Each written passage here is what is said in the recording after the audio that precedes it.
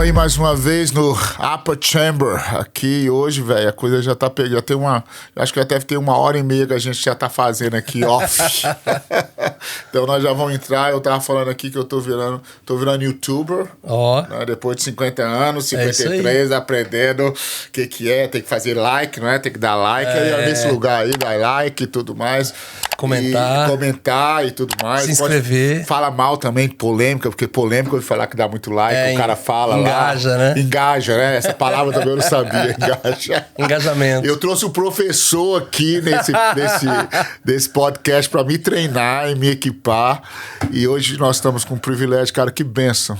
Bruno Morada.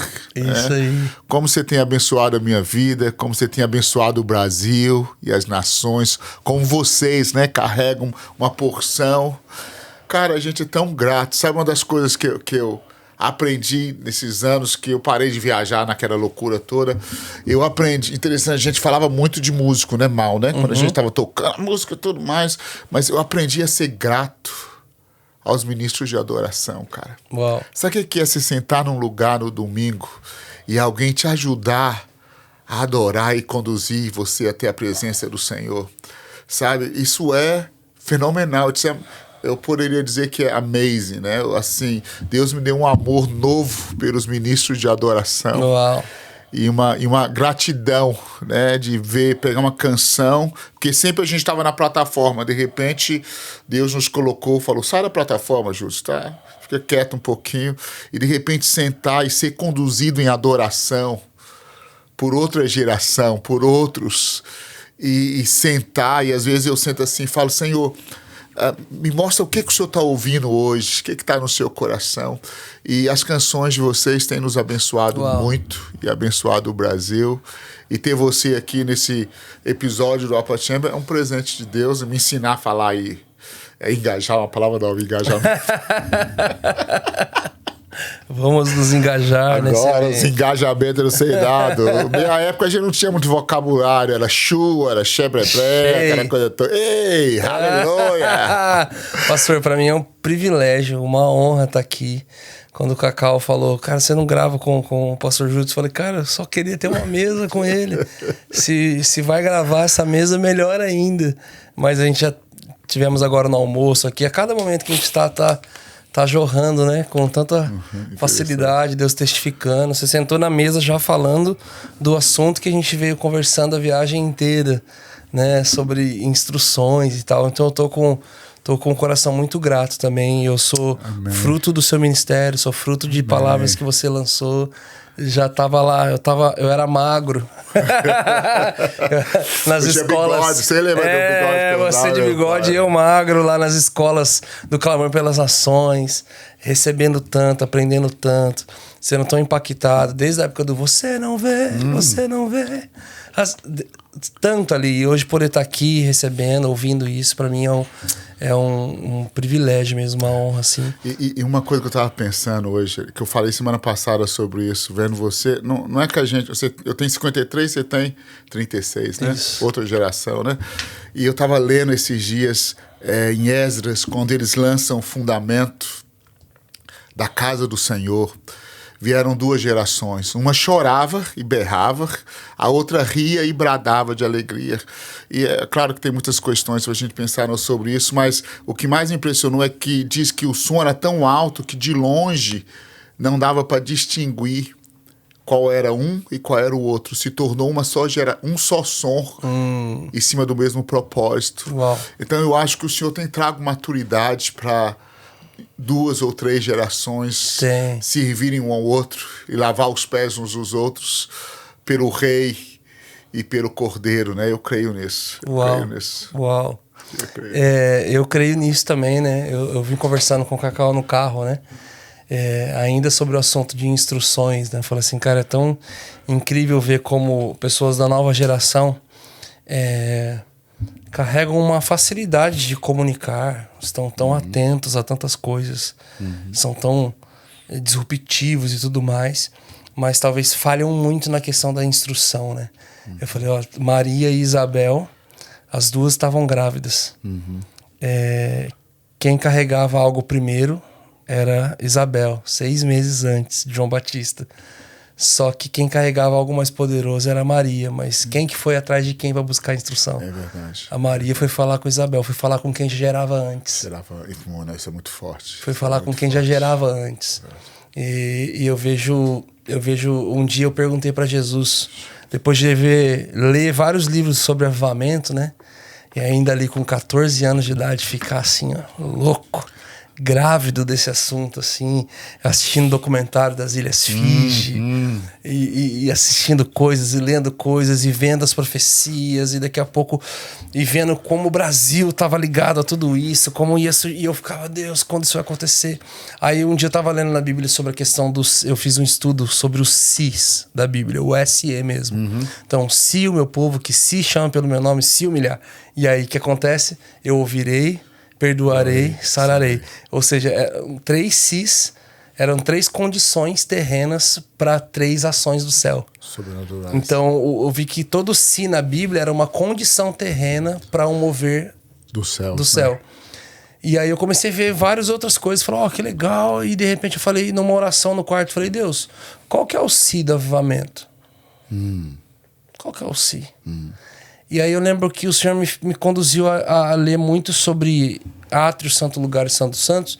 E aí a hora que eu chego no santo dos santos, eu vi a arca, fluindo a glória de Deus ali da arca, daqueles anjos esculpidos no propiciatório, os joelhos encostados, as asas cruzando, e do intervalo de joelhos e asas a glória fluía.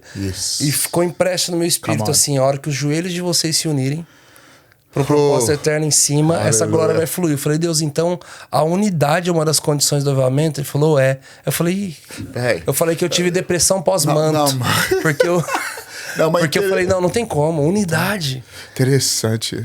Violento, a gente tá conversando, você fala, onde que esse cara pegou isso? A gente não conversou sobre isso antes, né? Parece que é a mesma coisa, velho. Só que é o que você falou, parece que a linguagem, igual eu tô escrevendo algo que chama-se inteligência estratégica, baseado em Ezequiel. Diz que os anjos que trouxeram a glória, quando eles voavam, as asas dele tocavam uma nas outras. Você leu aquele texto? Ou seja, eles voavam carregando a glória, mas eles falam, sabe uma coisa, eu tô carregando a glória, mas a minha asa tá tocando meu irmão do lado. Se a gente não consegue perceber aquele que carrega do lado, a gente não é apto para conduzir a glória. Isso é muito forte, né? E quando eles, ali, esse texto que você falou, né? Aqui, Deus falou, constrói os anjos tocando uma asa nos outros, porque senão eles não conseguem perceber a glória fluir dessa atmosfera de unidade. Isso é muito louca, né? Muito. Porque eu pensei, quando foi uns 5 anos atrás, o senhor falou, eu falei, Senhor, eu não vou falar sobre unidade, porque na década de 80 veio um mover de unidade no Brasil que falou muito. Que pode ter novo sobre unidade hoje? Que a gente já não falou exaustivamente na geração passada, a coinonia, coinonite, tudo que a gente sabia foi falado naquela época. O senhor falou, vou te mostrar no Revelações Novas. E é isso que você acabou de falar, cara, isso é violento. Inclusive nessa mesma época que o senhor começou a me impactar com essa revelação, com esse entendimento, eu lembro que eu falei que eu tive depressão pós-manto, mas eu tive mesmo. Eu fiquei cético. Eu falei, não tem como. Desde que Caim matou Abel, a gente tá procurando esse caminho de volta aí e não encontra. E aí, para ajudar ainda, para colaborar a sequência da minha leitura, do que eu fui vendo na Bíblia, era a parábola dos trabalhadores. A geração que começou primeiro, vão trabalhar na minha vinha porque eu vou pagar 1 dia de salário. 100 pila. Vou pagar ali 1 denário. E aí, às 9 da manhã, ele encontra uma nova turma e fala, vão trabalhar, eu vou pagar o que for justo. A partir daí é só o que for justo. 12:00 encontra uma outra turma, 3 da tarde encontra uma outra turma, 5 da tarde, faltando 1 hora pro fim do expediente, encontra, a Bíblia fala, jovens desocupados numa praça. Meu pai, muito forte, né? E pergunta, por que vocês estão desocupados? Eles falam, porque ninguém nos ativou antes. E ele fala, então vai trabalhar na minha vinha e eu vou pagar para vocês o que é justo. E aí são os trabalhadores da última hora, né? A nova geração. E aí quando o senhor manda pagar, Fala, paga os que chegaram por último. E a hora que chega, vai dar 1 dia de salário. E quem é da geração anterior, quem começou antes. Fala, essa meninada que chegou agora tá recebendo a recompensa prometida pra gente. Quando chegar a nossa vez, estouramos. Agora, chegou, deu a mesma coisa. E aí deu um choque ali. O pessoal não entendeu, falou que eles chegaram agora, tô recebendo. E o que eu vejo é a postura sadia da nova geração certa. Eles ficaram quietos. Eles não desonraram, eles não entraram na conversa. E a discussão entrou entre o dono da vinha e os trabalhadores da primeira hora. Verdade. Por acaso eu descumpri o que eu combinei com vocês? Exatamente. Por acaso eu não posso fazer o que eu quero com a minha recompensa? Porque por acaso não vocês tá são... injusto seria usar o seu dinheiro, tá usando o meu. Só que ali eu comecei a ver que falei, uau, peraí. Eu comecei a enxergar que, na verdade, essa unidade, ela tocava muito mais a questão geracional. Era uma unidade de gerações. E eu vi que, biblicamente, não era uma coisa fácil de acontecer. E de se viver. A gente vê Saul falando para a nova geração, que é Davi, olha, pode funcionar, só que na minha armadura. Do meu jeito, exatamente, não do teu. Exatamente. E aí depois dele tentar se mover de um formato que ele não era o dele, ele pôde ouvir, faz do teu jeito. Então, tipo assim, eu comecei a ver várias coisas, até que eu cheguei em José, que era o filho novo do pai, ele representava o novo do pai, as vestes coloridas, e os seus irmãos tramam para matá-lo, né? E nessa trama de morte para ele, um herói da história surge, que é Judá. Fala assim, não vamos matar, vamos vender. E Judá é louvor, né? E eles são sempre os primeiros a vender o novo do pai. E aí... Vamos lá. E aí eles chegam e o novo do pai é vendido, vai à frente, governa. E quando seus irmãos encontram ele novamente, mas não sabe o que é, uma exigência dele é: me deixe o irmão novo de vocês. É verdade. Me deixe Benjamin. E aí acontece a redenção de Judá, né? É verdade. Aquele que vendeu o novo do pai lá atrás, ele agora protege. Ele se coloca na frente. É isso que gera o Gênesis 49 na vida dele, né? Judá, seus irmãos te louvarão. Ele tira virar o cetro, o leão. Então, mas a Bíblia, o que me impacta nessa história é que quando José vê aquele que o vendeu protegendo agora o novo do pai, o choque para ele é tão forte que ele entra dentro do palácio. Quando ele sai chorando, ele revela quem ele é, e a Bíblia diz que ele vai chorando na direção de Benjamin. O novo do pai, lá de trás, quem carregou o novo do pai lá atrás, vem na direção de quem está carregando o novo do pai agora.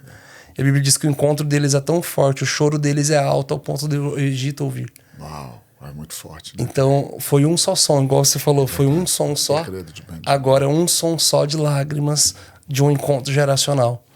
Né? E nós vemos esse constantemente é o essa novo do pai que é usado para restaurar o coração de José com os irmãos, né? Uau. Até agora ele foi achar bem. Quando ele viu Benjamim, ele não conseguiu segurar, né, cara? Uau. Então, eu amo isso, eu queimo por isso. Eu vejo pessoas que estão carregando o novo do pai há muito mais tempo, estão zelando por isso. E uma das coisas, Bruno, acho que a gente pode falar um pouco mais sobre isso, que eu acho que eu falo com muito, assim que você falou, é muito forte. É muito perigoso, historicamente, sempre... eu sempre falava muito com o pessoal, toma cuidado com o profeta velho, toma cuidado para não se tornar um profeta velho. Porque é muito comum quando a gente senta na mesa, você precisa ouvir o que eu tenho, né? A gente fala, não, você vem cá para me ouvir. Mas o profeta velho que arrebentou com o profeta novo. Você pode ser profeta maduro, não profeta velho. Profeta maduro é aquele que fala o que Deus está te falando. Seja fiel ao que Deus está te falando. É uma das coisas que a gente tem guerreado muito, falar o que Deus está te falando. Obedece ao que Deus está te falando. Eu tenho uma mesa aqui, mas deixa eu te dizer uma coisa. Qual é a palavra que Deus te deu? Para não voltar, para não parar em lugar nenhum, para não comer com ninguém. Então, fica naquilo. Eu acho que essa responsabilidade de ser profeta amadurecido e não envelhecido, o profeta velho tem nostalgia de ser visto, de ser reconhecido, de ser aplaudido, de estar na frente, de ter uma influência. Mas o profeta amadurecido, ele entende o novo do pai. E ele se alegra com o ramo que nasce da raiz. feliz. Ele se alegra com aquilo novo que Deus está fazendo, né? Então, eu creio que nesses dias tem muito a ver com maturidade, né? A falta de unidade é porque nós somos meninos, né? Uau. A gente não é novo do pai, a gente é menino, né? E eu penso, quando eu fui para o Brasil agora, alguns meses atrás, veio uma coisa no meu coração que eu não sei se faz sentido, mas foi... Lembrei de Roboão. Roboão, claro que tem outros fatores históricos ali, proféticos, mas a divisão com Jeroboão foi porque Roboão ouviu a opinião dos seus amigos de infância. Eu estava lendo isso ontem. Então, quando eu pisei no Brasil dessa vez, o senhor falou, Judson, os que eu tenho colocado para liderar, eles precisam entender que as opiniões dos amigos são legais, mas eles precisam apegar os... Uau! Esse é muito forte. Exatamente. Né? Ele se apega nas instruções de seus amigos mais novos e rejeita a instrução, o conselho dos mais velhos. Então, isso é muito forte, Bruno. Isso é muito forte. O destino da nação brasileira e o destino daquilo que Deus tem a ver com as gerações conseguindo trabalhar juntas. E uma geração falar, eu ajuntei tesouro para vocês, você não me deve nada, deixa eu lavar os seus... Sabe, a gente fez uma conferência um ano passado sobre passando o bastão, é o que a gente está falando nos últimos 3 anos, né? Quando você passa o bastão, você sabe disso muito bem, o segredo é, a gente não pode deixar o bastão cair. O segundo eu corro junto com você, mas depois, quando você pega a velocidade, eu não vou te controlar. Eu falo, corre o máximo que você puder, a gente se encontra lá no pódio. Porque no pódio os 4 recebem o que é justo, o que correram, né? Então, eu creio que nós estamos nesse momento dessa maturidade. Não sei se faz sentido. Muito sentido, porque... faz todo sentido, na verdade, porque o que você está falando me faz entender que o profeta maduro, ele caminha num ambiente de paternidade, né? Exatamente. Enquanto o profeta velho, ele caminha num ambiente de irmão mais velho. Exatamente. Que no fim ele briga pela mesma herança. Né? Exatamente. E ter essa maturidade de... O estádio só grita na vitória quando a fita bate no peito, não no peito dele.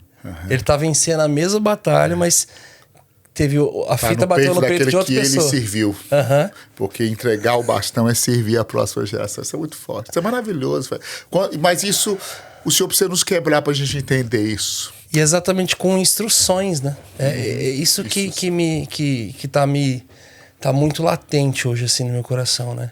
Instruir, né? Instruir. Eu tava conversando agora com uns pastores, amigos nossos, da nossa igreja mesmo. A gente falou, cara, a gente ensinou tantos anos sobre sacerdócio e sobre as pessoas ouvirem a Deus, que também isso hoje se tornou um super trunfo.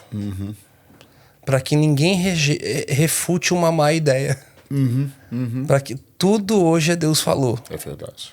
E aí, de repente, qualquer onda de vento, ninguém tem coragem de falar, cara, eu tive uma boa ideia, tomara que Deus goste. Né? A gente fica tão no... E aí nós estávamos falando isso, e daí falou, Bruno, esses dias eu fui ter um tempo com uma pessoa, a pessoa ficou falando, não, que Deus me falou isso, falou. Depois de ele ter falado 2 horas que Deus falou, a gente tinha que encerrar o nosso tempo, faltando 5 minutos para acabar, ele falou, que eu tinha falado, tem que sair tal hora. Ele falou, cara, e o que você acha de tudo isso? Ele falou, cara... Se Deus falou, não tem mais nada pra não achar. não dá mais nada, não dá pra falar mais nada.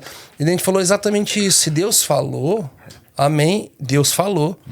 Só que a gente precisa gastar muito tempo de instrução na revelação que Deus falou. E um dos sinais dos profetas amadurecidos, eles não têm medo de ser questionado naquilo que ele ouviu.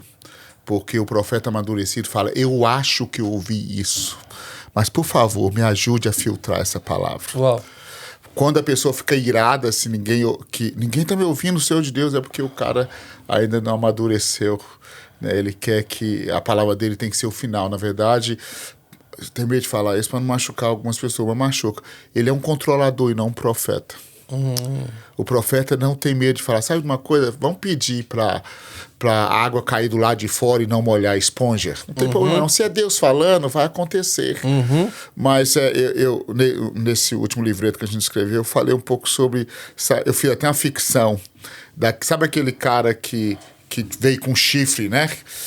aquele profeta que fez um chifre de ferro, e aí quando Mical começou a profetizar, a Bíblia diz que ele bateu nele, né?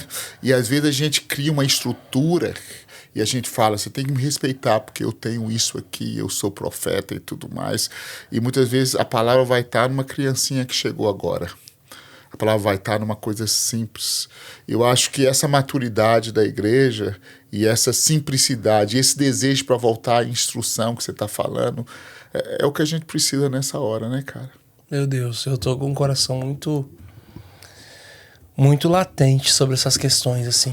Porque a gente realmente, eu vejo que eu fui formado e forjado na caminhada pelas pessoas que passaram por mim, pelos meus líderes, pelas pessoas que me influenciaram, muito para esse ambiente de ouvir Jesus mesmo, e é muito bom.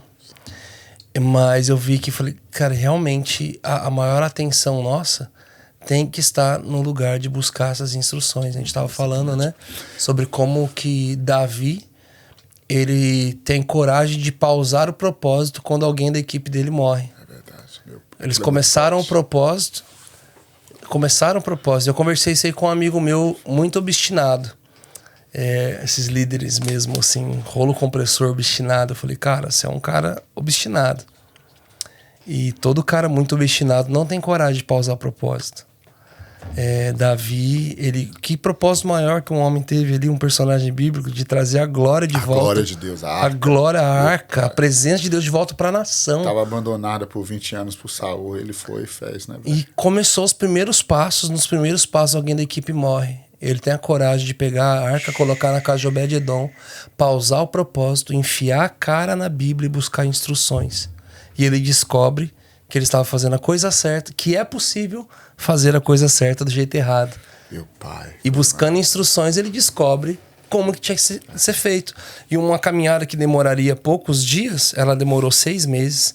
Mais de 144 mil animais foram sacrificados no meio desse caminho. Ou seja, você não ia chegar lá no seu tempo. Você ia chegar no tempo do processo de Deus para você chegar naquele lugar. Isso é muito forte. E falei assim, mas o problema de não se buscar instrução é que quando o primeiro morre na equipe, pelo cumprimento de um propósito incrível para a nação, eles falam, gente, segue, vamos seguir. Só não vamos cometer esse mesmo erro, tá? Não tenta fazer desse jeito. Tenta só ir tampando, resolvendo problemas. Sim. A gente vai viver num ministério de resolver problema, ao invés de fazer a coisa certa, do jeito certo. E aí morre alguém, aí daqui a pouco continua. Aí vai morrer outro. Sim. Aí começam os apelidos. Sim. E começam as desculpas. E começa... não respondeu. Aí morre outro. Tem algo errado na vida dele. Tem algo errado na vida dele. É o Jonas do barco. Aí morre outro. É o Judas. Aí morre outro. Não aguentou a nossa visão. Não pegou a visão. Morre outro. Não aguentou a nossa pegada. E vai deixando um rastro de morte ao invés de um rastro de sacrifício. Verdade. Meu pai, isso é muito forte, Bruno. Isso é forte demais, velho. Você tá falando, minha cabeça fica assim. Não sei se você aceita. Eu tô vendo. Desculpa, minha cabeça eu tô vendo. Velho. Eu sou dá pra ver.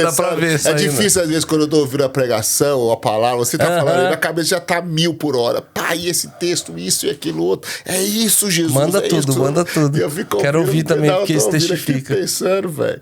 E ver assim, porque um dos maiores desafios que eu tenho hoje é falar com pastores. Cuida da sua família.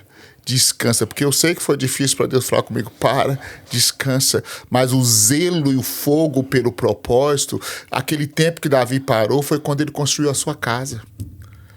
Ele construiu a sua própria casa, sua própria vida pessoal, e aí foi naquele processo, ele teve instrução e ele construiu a sua casa, ele voltou para trazer a arca novamente. E é uma coisa que você está falando, eu falo, meu pai, é isso. O Senhor está cuidando, vai vir uma onda de cura de ministros, de sarar a sua família, de sarar a sua casa e de instrução. São duas coisas. Tô falando, não sei se é loucura minha na cabeça, e você falando, eu tô lembrando de nesse último mês eu tenho falado muito sobre isso, que eu até ouvi o Luizinho falar, um amigo nosso, depois o Espírito Santo falou comigo, é isso aqui. 2 cenas na Bíblia.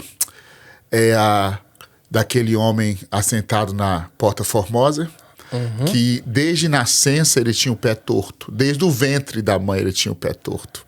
E ele tinha o calcanhar, né, torto. E aí Pedro e João pegam e levantam ele.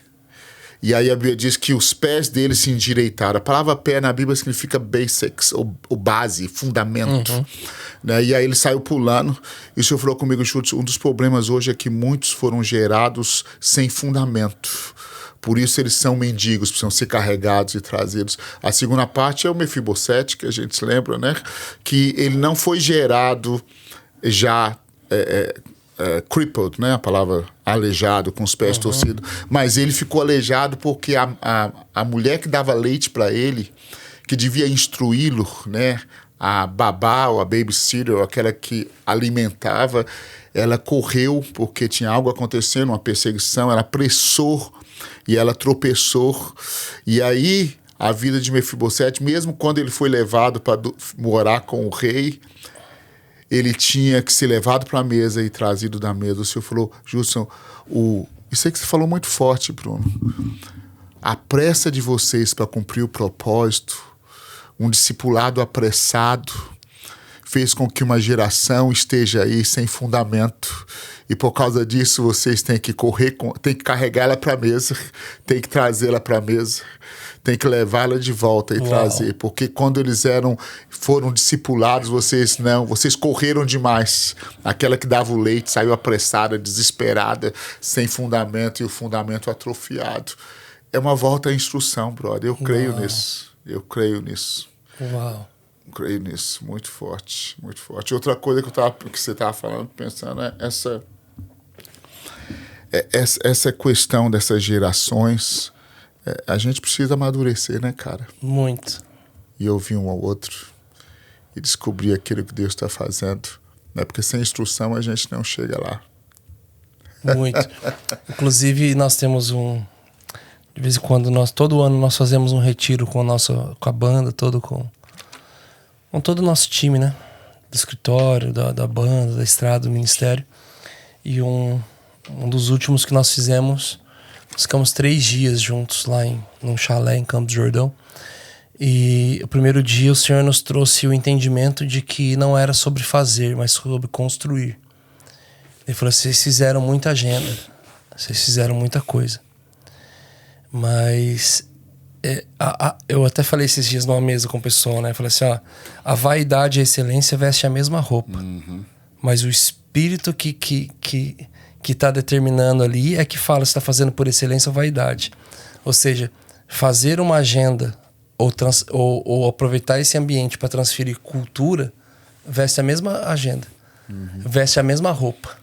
Mas o espírito do por que você tá indo tá falando se você tá indo fazer mais um evento ou se você tá indo para um ambiente de transferir cultura. E daí nós entendemos que falou assim, vocês fizeram muita agenda, mas vocês precisam construir cultura a partir de agora. E aí nós começamos a querer buscar instrução sobre isso. Aí no segundo dia, e nós conversamos muito sobre a questão mas quem que for construir uma torre e não parar para calcular os custos, as pessoas que passarem vão até olhar a sua base, que é a primeira coisa que a gente valoriza para construir uma coisa. A gente pega o time, gente, os nossos alicerces. Só que não calculou tudo, só ficou focado no alicerce. E aí não teve conclusão, e a Bíblia diz que aqueles que passarem virem suas bases, mas não virem a sua conclusão, irão rir e zombar de você. É verdade. E porque não calculou tudo. Então a gente conversou muito o primeiro dia sobre construir e sobre calcular os custos de se construir algo na nossa geração. E a gente conversou muito sobre isso. Segundo dia, nós, como time todo, nós ficamos, então, o que nós vamos construir? Aí todo mundo, o que nós vamos construir? Todo mundo veio, Brunão, o que nós vamos construir? Eu falei, eu não sei. Como assim você não sabe? Eu falei, eu não sei. Não, mas você sempre sabe, eu era pra você saber. Eu falei, dessa vez eu não sei. Eu não sei.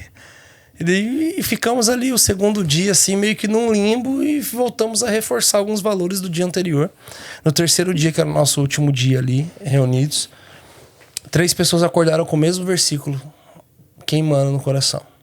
E o versículo era: mas nos últimos dias eu derramarei do meu espírito sobre toda a carne. Os velhos voltarão a sonhar, os jovens terão visões e os filhos profetizarão. Ali eu falei, gente, alguém acordou com alguma coisa? Cara, eu acordei com esse versículo. Cara, eu também. E outro, cara, eu acordei cantando sobre isso. Uau. Falei, tem algo aí pra gente. Vamos lá? E ali ficou claro. Falei, gente, é por isso que nós não sabemos o que nós vamos construir. Porque o sonho não era de Salomão.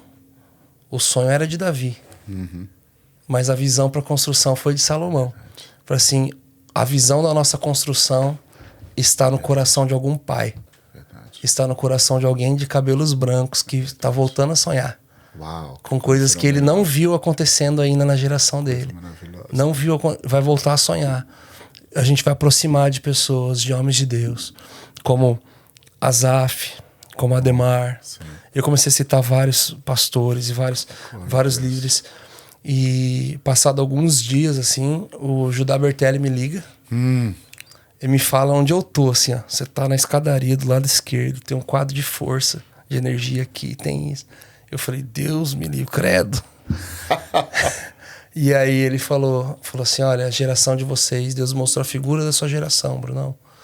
A figura de vocês são asas longas e raízes curtas. Uau. Asas longas e raízes curtas. Porque não tem pai na geração de vocês. Uau.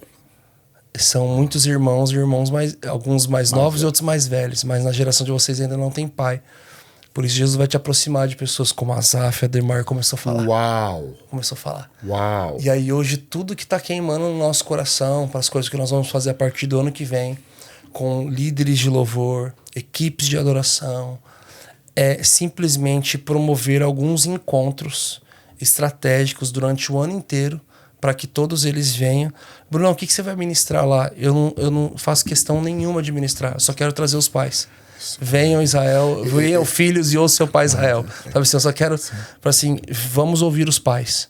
Porque tem um gap, assim. E uma das coisas que eu percebo com os pais me lembram muito Daniel, em capítulo 5, quando ele já tinha 80 e poucos anos, e chamaram ele, vem decifrar o que está na parede, que você vai ganhar um colar de ouro, uma veste púrpura, e o terceiro, ele vira o pessoal e fala assim, vocês acham que isso vai me empolgar para fazer alguma coisa? Em outras palavras, quando o cara chega numa idade, ele não vem para algo assim porque ele está querendo algo em troca, ou querendo usar a próxima geração, ou querendo alguma coisa. Ele só quer ver o reino de Deus estabelecido. É. E esses caras têm esse coração, é o reino de Deus, cara. Isso é bom demais, velho. É. Cara, que bênção ouvir isso. Isso me abençoa muito. Porque eu creio que essa é a chave para aquilo que Deus vai fazer nesses dias. Essa maturidade. Não tem como. Interessante, né? Elias só conseguiu sair da depressão. Essa é a minha opinião, né? Elias só saiu daquela depressão que ele teve com a revelação de que tinha uma próxima geração. Quando o Senhor falou, levanta e instrui, Eliseu. Levanta e prepara uma geração. Ele até agora ele só corria de Jezabel, só se movia em indignação, em raiva, queimando tudo. Mas agora o Senhor fala, unge Eliseu, unge Jeú, unge as próximas gerações, que eu vou fazer algo. Isso tirou ele daquele deprê que ele estava para ir para frente. Eu acho que E mesmo assim foi difícil para ele, né? Foi difícil. Aceitar. A hora que ele ouve o porção dobrada. Porção. Foi difícil. É que você tá querendo. Então, se você tiver comigo na hora que eu subir, você vai receber. Mas fica aqui que eu tô indo ali. Você vê como que é tão... difícil, né, e não é à toa que ele teve bom êxito nisso, ao ponto do espírito de Elias vir para o coração dos pais aos filhos e filhos aos pais. Quando Deus me mandou parar, eu quero fazer algumas perguntas pra gente terminar. Eu sei que a gente tem que ministrar daqui a pouco, mas você tem que ministrar daqui a pouco. Só algumas perguntas, mas só fechar isso aqui, eu quero fazer algumas perguntas para você. Quando o Senhor me mandou mudar a minha vida toda, isso que você falou aconteceu comigo. Você falou, Júlio, estava com muita dor um dia sentado na minha varanda, chorando de dor, nas costas, muito mais. Aí você falou, Júlio, você viajou muito, né? Viajei, pregou muito, dormiu no aeroporto, sofreu muito. Eu falei, a obra. Você falou, interessante, filho, muito disso eu não te mandei fazer. Foi você que fez. Meu Deus. Isso foi doloroso, velho. Foi doloroso. Uau. Mas era verdade. Você agradou muitos homens e fez muita coisa para as pessoas e para você. Né? E o Senhor me falou um dia assim, que faz parte do tempo que eu vivo hoje, né?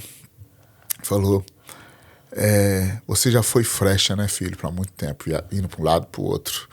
Mas eu te preciso como arco. E para arco, eu preciso te amarrar num lado, te amarrar no outro e te dobrar. Porque aí, se você você pode continuar querendo ser flecha, mas se você chegar num ponto no seu ministério onde você quer ser mais efetivo, deixa eu transformar você de uma flecha para um arco. Deixa eu amarrar. E aí eu lembrei daquela palavra de quando Evan Roberts entrou e viu o Seth, né, aquele cara pregando, e ele orava: Bend us, Lord, dobra no Senhor, dobra no Senhor. Eu acho que a única maneira dos pais lançarem uma geração mais na frente, eles precisam estar dispostos a se dobrarem. Não tem como. Uma geração precisa se dobrar para lançar a próxima geração. E o convite para pais nessa hora, para pessoas que já são de outra geração, como eu, como outros, o Senhor fala: será que vocês podem se dobrar para os seus filhos subirem nos seus ombros? Será que vocês podem se dobrar para eu lançar milhares de flechas através de vocês? Então, eu creio que é um momento maravilhoso. E a palavra que você carrega é para não só para uma geração, mas para várias gerações, né? Tanto a dos pais como a da nova geração que está aí. E é hora de instruir, assentar e instruir. Isso é maravilhoso. Uau. Me fala sobre o projeto, só uma pergunta, a gente terminar. Me fala sobre o projeto das canções 80, 90, me fala um pouquinho disso aí. Ah, que legal. Eu tive uma experiência na casa na cidade dos meus sogros, assim. Fui passar um tempo de chácara, piscina e final de semana de chácara, assim. E aí, de repente, foi a cidade que eu conheci minha esposa quando eu tinha 15 anos de idade. Meus pais foram pastorear lá, eu fui com eles. Meus pais assumiram a igreja onde minha esposa, ela era membro lá, a família dela. E lá eu me casei, lá o Morada nasceu e nós saímos de lá. E muitos anos sem ir pra lá e tal, eu apareci lá, falei pra minha esposa: não, eu apareci trocado. Ela falou: você vai aonde? Eu falei: eu vou procurar um menino. Ela: quê? Eu falei: eu tô indo no culto. Que culto? Falei: da nossa antiga igreja. Dela: fazer o quê? Eu falei: procurar um menino. Ela: que menino? Eu virei as costas, fui pro culto. A hora que eu cheguei lá, ela me mandou mensagem depois de uns 40 minutos. Falou: Bruno, o que aconteceu? Você foi procurar que menino? O que tá acontecendo? Eu falei: Miriam, eu só vim procurar um menino que não sabia compor, que não sabia ministrar, que não sabia dos bastidores do gospel, não sabia das posturas do reino. Eu só vim procurar um menino que só tinha um violão na sacola, uma Bíblia embaixo do braço, mas tinha lágrima nos olhos e fogo nos ossos. Só vim procurar esse menino. E ela falou: e aí, você encontrou ele? E eu comecei a olhar assim, falei: Miriam, as janelas que eu pintei errado, tá tudo aqui. A cortina acústica que eu desenhei tá aqui, tá tudo aqui. E ela: quantas marcas suas na igreja? Eu falei: não, quantas marcas da igreja em mim? E o pastor, inclusive, né, no culto, ele falou: gente, aqui tá o Bruno, filho do Bispo Paulo. Eu sou conhecido hoje como Brunão Morada. E meu pai hoje é conhecido como pai do Brunão Morada. E aí ele falou: o Bruno, filho do Bispo Paulo. E eu já falei: uau, que bom ouvir isso. Eu fui lá, cumprimentei a igreja, ministrei uma canção, tal, saudei a amada igreja. Amada. E aí eu fui embora, falei: Espírito Santo, obrigado por essa experiência. Ele falou: não foi uma experiência, foi um start. Você vai voltar pro coração do menino. Eu falei: uau, amém. E a partir dali nossa vida virou um rebuliço. Porém, a nossa leitura bíblica, o Senhor tocou a nossa leitura bíblica com o entendimento de que todo novo de Deus, para os homens, era uma grande volta para algum lugar, essência e coração. Então, a gente começou vários textos. O novo de Deus começa com retorno. O novo de Deus começa com retorno. Uma volta aos princípios. Exatamente. Isso é maravilhoso. E aí, muitas coisas, assim, tudo começou a bater. Tudo foi sempre assim. Eu comecei a ver um padrão de Deus, do novo sendo acessado a partir de um retorno, de essência, de local. Naquele mesmo momento eu comecei a conversar com alguns amigos meus, isso era pandemia ainda, e aí eu comecei a falar, tendo algumas mesas online, assim, em algumas presenciais, e eu falava: cara, e aí? O que vocês estão fazendo? O que Jesus está falando com vocês? Eles falavam: cara, Jesus falou pra gente voltar a servir sopa. Jesus falou pra gente voltar a ir pro monte com a igreja. Uau. Cara, Bruno, voltamos a fazer vigílias. Uau. Cara, voltamos a fazer 12, 24 horas de adoração. A hora que eu fui ver, estava todo mundo voltando para algum lugar. Para alguma essência, para alguma estatura, para alguma postura. E eu falei, uau, é um movimento de Deus isso. A gente tá vindo algo novo aí. Tá vindo algo fresco, a gente vai acessar alguma coisa nova. Tanto é que eu não compus, falei pra banda, falei assim, eu intencionalmente não estou compondo. Eu tô acreditando realmente nessa palavra. Eu deixo a gente voltar com tudo que o senhor falou. É a partir disso. Eu quero acessar uma coisa nova. Não quero fazer mais do mesmo jeito. Não quero fazer mais do mesmo formato. Quero acessar o novo de Deus. E foi muito louco, assim, porque nisso tudo veio no nosso coração muito forte esse projeto de fazer, na verdade, o texto que virou base pra gente nisso tudo foi o livro de Deuteronômio. Especificamente ali 30, 31, 32, aonde o contexto ali, eu lembro que na minha adolescência eu achava até desnecessário o livro de Deuteronômio. Eu falo que eu queria fazer um abaixo-assinado para tirar ele da Bíblia. Falei assim, é um excesso de lei e mais uma repetição de Êxodo absurda. Nossa, repete um monte de coisa de Êxodo. Só que Êxodo foi empírico, né? Foi vivido na pele. E Deuteronômio foi contado e cantado. Deuteronômio quem é? É a nova geração. Porque a geração passada morreu no meio do caminho. Eles estão olhando para o novo de Deus, para a promessa. Só que antes eles entrarem, Moisés senta essa nova geração na beira do Rio Jordão e fala, sentem, porque eu vou contar e cantar a história dos pais de vocês. E ele reconta a história de Êxodo, porque eles nasceram no meio das décadas. E ele canta, né? E ele compõe uma canção. E ele canta. Inclusive em Apocalipse, acho que 15, fala que essa canção vai ser cantada no céu. Né? Então, a adoração do céu é interrompida pela canção cantada por uma nova geração lá em Deuteronômio, né? Verdade. Meu pai é muito forte. E aí foi muito louco, assim, porque eu falei, gente, nós precisamos... Ali nasceu o projeto, lembre-se. Eu falei, nós precisamos, por mais que o nome soa meio nostálgico, soa meio, uau, quem viveu aquele tempo, vamos lembrar? Não. Pra mim soa completamente profético. Exato. Ele é para apresentar para as novas gerações. Então, quando eu vi meus filhos, no meio das pré-produções nossas, eles cantando todas as canções que eram da minha infância, eu falei, uau, isso. Não, e o que eu achei, algumas pessoas me dizem, Schultz, você precisa ouvir isso aqui, olha aqui, essas músicas legais. Essas músicas eu ouvia quando eu era adolescente. Não, que legal. E querendo. Falei, meu pai, coisa fenomenal. Foi fenomenal. E era exatamente. Foi um revisitar pra gente. E pra mim, essa palavra, lembre-se, é tão profético, porque na hora me arremete pra quando o corpo de Jesus morreu. 3 dias no sepulcro. Aparecem as mulheres, descobrem que Jesus ressuscitou, mas elas ainda não sabem que o túmulo está vazio. E aí alguém vira para ela e diz, vocês precisam se lembrar o que o mestre falou antes dele morrer. É a chave, falando inglês, né? Você precisa se lembrar. Se lembra. Quando a gente se lembra do que Deus falou, da promessa. Aí elas lembraram, elas saíram correndo igual loucas. Você conhece? Lembra aquele texto? Elas saíram igual doidas. É verdade. Quando elas lembraram.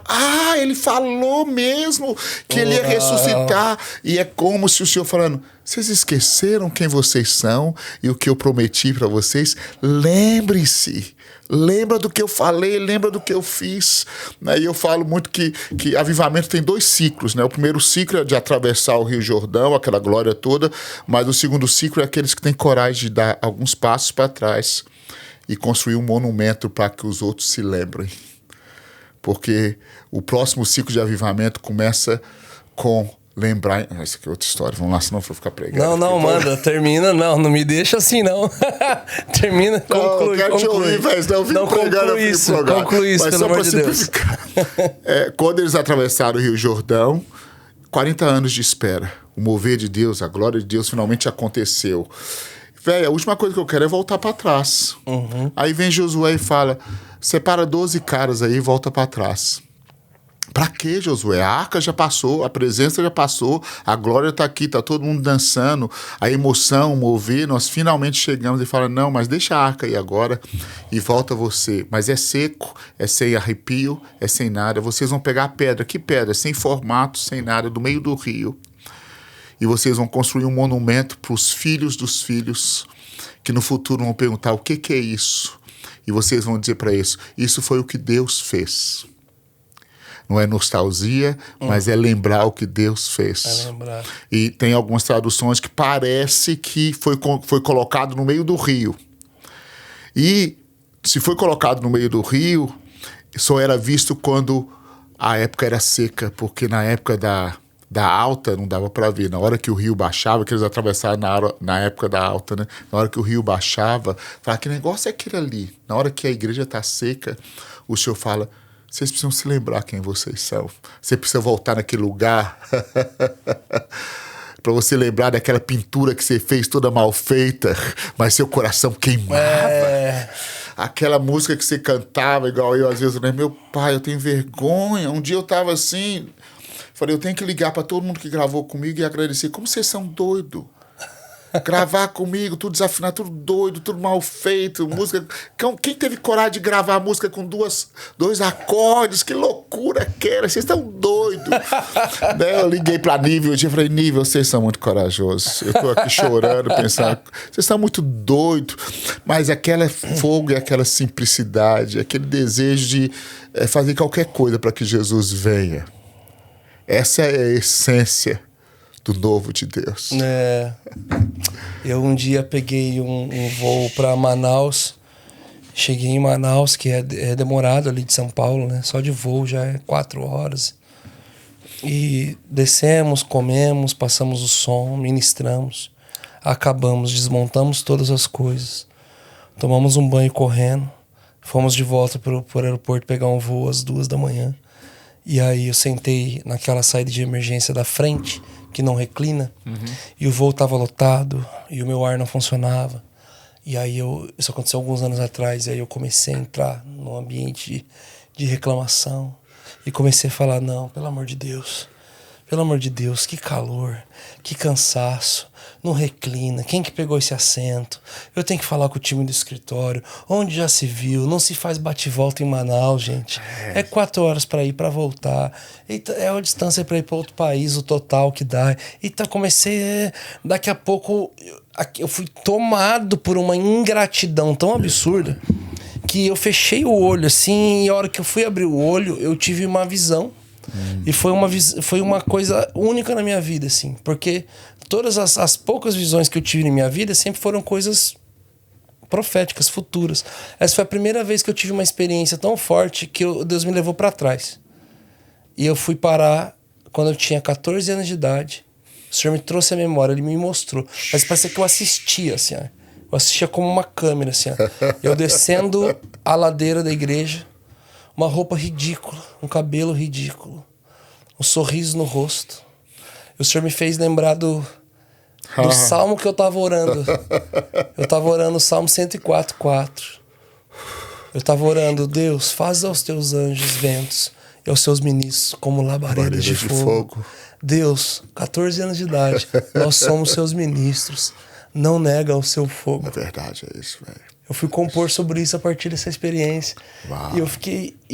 mas aí eu fui descendo o morro, eu chegando antes, porque a gente orava nos bancos, a gente começava a adoração. Uau. Nossa igreja tinha limitado o tempo de louvor naquela época para 20 minutos, sei lá, meia hora, a gente estava revoltado. E eu falei, gente, quem disse que a gente precisa fazer isso? Vamos começar o louvor 1 hora antes. 1h30 antes do culto, a gente vai estar. A igreja chegou, a gente já estava queimando, já estava lá. Só continuava. Isso. E aí nisso eu voltei pro voo assim, e o Senhor falou comigo. O cabelo mudou, roupa mudou, cidade mudou, instrumento mudou, corpo mudou, um monte de coisa mudou. Só que uma coisa mudou e não deveria ter mudado. O coração que você fazia a minha obra. Meu Deus, isso é muito forte. E aí na hora o Senhor falou comigo, abre a sua Bíblia em Apocalipse. Aí eu falei, nossa, não pode ser Provérbios? Apocalipse 2, carta à igreja de Éfeso. E o que mais me chamou a atenção lá é o texto começando a dizer: Eu tenho visto as suas obras e o seu trabalho árduo. Então, pega obra e trabalho árduo. Eu tenho visto agora a sua obra e o seu trabalho árduo. Porém, eu tenho algo contra ti. Você perdeu seu primeiro amor. Você não queima mais como antes. Você não ama mais como antes. Você não jejua mais como antes. O nome de Jesus não tira mais lágrimas dos seus olhos. Você está cauterizado demais. Então, agora não é um evento, uma conferência. Nada vai te trazer de volta para esse lugar, a não ser um processo. E o processo é trifásico. Então agora você vai lembrar de onde você caiu e não aonde.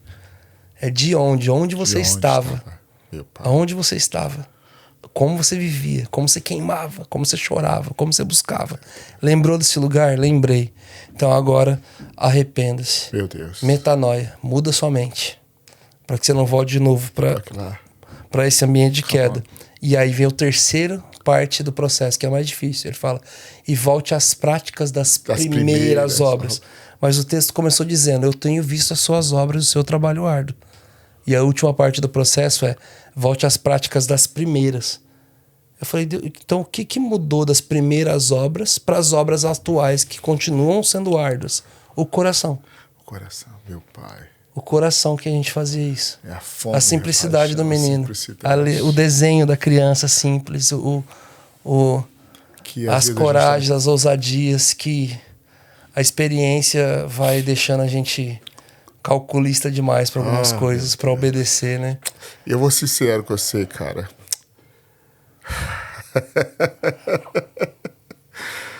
Melhor coisa no ministério pro ele. A gente não tem... você que tá assistindo a gente, deixa eu dizer pra vocês, não existe... Eu tenho 30 e tantos anos no ministério, cara. Melhor coisa do mundo é chegar em casa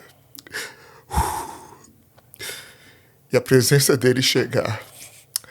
Melhor coisa é continuar pegando seu violãozinho pra ele, né, cara? Não existe nada melhor. Eu acho que dos caras que eu mais desprezo nas escrituras, mas ao mesmo tempo que mais me deu a maior chave ministerial é Acabe. Ele falou, não se glorie o homem quando coloca a armadura, mas quando tira ela. Quando você tá tirando a armadura, ela tá toda amassada, mas você tá vivo. Você chegou ainda queimando por Jesus. Mas quando a gente coloca, tem tanto brilho, tem tanta coisa, e a tendência é a gente se gloriar nessa hora, né? E eu creio que isso que você está falando é tão, tão precioso para a nossa geração, é tão precioso para essa geração, cara, que a lembrar quem nós somos. Eu digo que o Senhor apaixonou pelo Brasil, não quando o Brasil dirigia carros maravilhosos como a gente dirige hoje, mas quando o pessoal andava de ônibus, aqueles adolescentes sem dinheiro, fazia vaquinha para comprar pastel, para ir para uma conferência. Quando eu lembro, Bruno, conferências 3 horas da manhã, os jovens falavam de oferta, eles saíam correndo para frente, eles não tinham nada, velho. Eles tiravam tênis, tiravam aquelas coisas e jogavam lá, queimando por Jesus, por Jesus. E eu acho que é a coisa mais preciosa. Não sei nem como que a gente tem que terminar isso aqui, né? Jesus. Muito bom, meu Deus. Jesus, como a gente ama o Senhor. Como a gente ama o Senhor, Pai. Jesus, como nós te amamos, Senhor. Jesus.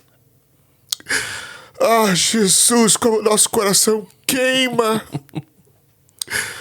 Jesus, nós nos lembramos. Nós nos lembramos a primeira vez que nós fomos tocados. A primeira canção que o Senhor nos deu, Pai. A primeira vez que nós ouvimos a Tua voz, Pai. A primeira vez que nós vimos o Senhor tocar na Tua igreja, Jesus. Deus, nós estamos nos lembrando de onde caímos, Pai, como igreja, Senhor Jesus. Hoje nós temos tantas respostas, nosso evangelho é tão elaborado, meu Deus, a nossa simplicidade nos abandonou, meu Deus, mas nós queremos voltar a falar sobre Jesus, sobre a cruz, sobre o Senhor. Vem, Espírito Santo, vem sobre, meu Deus, essa geração. Eu oro como parte de uma outra geração, dizendo obrigado pela geração do Bruno, obrigado, Pai, por eles nos incendiar e nos manterem aquecidos, Pai. Obrigado pela geração que está vindo depois deles, Senhor Jesus. Obrigado pela geração que veio antes de nós, como Azaf, como tantos outros que o Senhor levantou no Brasil, meu Deus. E traz uma maturidade, uma restauração no nosso coração, Senhor. Oh, obrigado, Senhor. Obrigado, Jesus. Eu oro para que o Senhor nos dê o som dos céus novamente. Se encontrar o novo está em regressar, nós voltamos, Pai, às obras antigas, voltamos ao primeiro amor, para que a gente encontre o novo som que o Senhor está liberando, a nova música. Já há alguns meses eu tenho orado, há anos, Senhor, eu tenho orado. Onde está o novo som? Quem tem, Senhor? Me fala quem está cantando o novo som, Pai. Nós oramos, Senhor, nos mostra o que o Senhor está ouvindo nessa tarde, nessa noite, nessa manhã, Pai. Em nome de Jesus, Pai. Aleluia, Jesus. Aleluia. Aleluia. Cara, que bênção.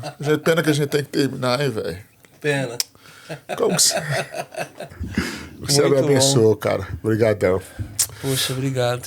Obrigado. E estando no Brasil, por favor, vamos estar juntos. Vamos estar junto, cara. Vamos estar lá no nosso podcast também. Vamos estar engajando. É. Fica engajando aí. Segredo para usar a palavra, engajamento. Muito bom. Pastor, obrigado pelo convite, obrigado cara. pela mesa, obrigado pela vida. Amo vocês. Muito obrigado. Obrigado. Tamo Beijão. junto.